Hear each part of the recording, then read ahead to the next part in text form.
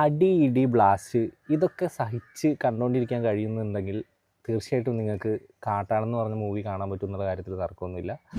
ചിത്രത്തെക്കുറിച്ച് പറയുകയാണെങ്കിൽ ചിത്രം എനിക്ക് വർക്കായിട്ടില്ല. നമ്മൾ ഒരുപാട് പ്രതീക്ഷകളൊക്കെ ആയിട്ട് പോയി കാണുന്ന ഒരു ചിത്രമായിരുന്നു. ട്രെയിലറൊക്കെ കാണുമ്പോൾ തന്നെ പ്രത്യേകിച്ച് മാർക്കോ ടീമിൻ്റെ ഒരു ചിത്രമൊക്കെ ആകുമ്പോൾ ആക്ഷൻ എന്നുള്ള ഒരു ജോണറിൽ ഒരു സിനിമയൊക്കെ ചെയ്യുമ്പോൾ നമ്മളിങ്ങനെ പിടിച്ചിരുത്തുന്ന ചില സീക്വൻസുകളും കാര്യങ്ങളൊക്കെ ഉണ്ടാവില്ല. അത്തരം സാധനങ്ങളൊന്നും ഇതിലില്ല. ഇതിലെന്താ വെച്ചാൽ മുഴുനീള ഒരു ലൗഡായിട്ടുള്ള ഒരു ബീജിയത്തിനാണ് ഇതിൽ കൂടുതൽ പ്രാധാന്യം നൽകിയിട്ട് തോന്നുന്നു. മരിച്ചാലും ബീജിയം, ജനിച്ചാലും ബീജിയം, അടിച്ചാലും ബീജിയം, നടന്നു പോകുമ്പോഴും ബീജിയം, ആകെ ബീജിയത്തിൻ്റെ ഒരു എന്താ പറയുക തരംഗാണ് ഈ സിനിമയിലുള്ളതെന്ന് ഒരു സംശയമില്ലാതെ പറയാം. രസകരമായ ഒരു കാര്യം എന്താ വെച്ചാൽ ചിത്രത്തിലെത്തുന്ന ആളുകളൊക്കെ ഭയങ്കര ഹൈപ്പാണ്.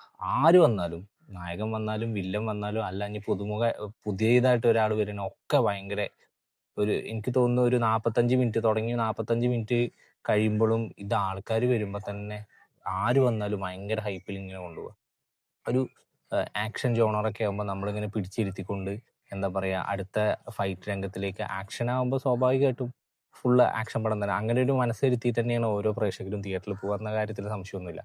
പക്ഷേ ഇവിടെ സംഭവിക്കുന്നത് എന്താ വെച്ചാൽ ഇത് ഒരു പെപ്പയുടെ അടുത്തു നിന്നൊക്കെ നമ്മൾ പ്രതീക്ഷിക്കുന്ന ചില സാധനങ്ങൾ ഉണ്ടാവില്ലേ, അടിയാണെങ്കിലും ഇടിയാണെങ്കിലും ഒക്കെ നമ്മളുടെ മനസ്സിലൊരു പെപ്പ ഉണ്ടല്ലോ, ഇത് അങ്ങനെയൊന്നുമില്ല.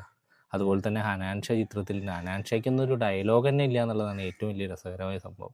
ഹനാൻഷ വന്ന് ഇങ്ങനെ നിൽക്കും, ഇടിക്കുമ്പോൾ ഇങ്ങനെ നിൽക്കും, മറ്റുള്ളവർ പിടിച്ചിതാക്കുമ്പോൾ ഈ നൃത്തം ഇങ്ങനെ നിൽക്കും. ഒന്ന് പറയാം, മാർക്കോ ഇഷ്ടപ്പെട്ട അല്ലെങ്കിൽ മാർക്കോനെ സ്വീകരിച്ച പ്രേക്ഷകർക്ക് സന്തോഷം നൽകുന്ന ചില ഹിൻഡുകളും കാര്യങ്ങളും ഈ ചിത്രത്തിലുണ്ട് എന്നുള്ളത് സംശയമില്ലാതെ പറയും.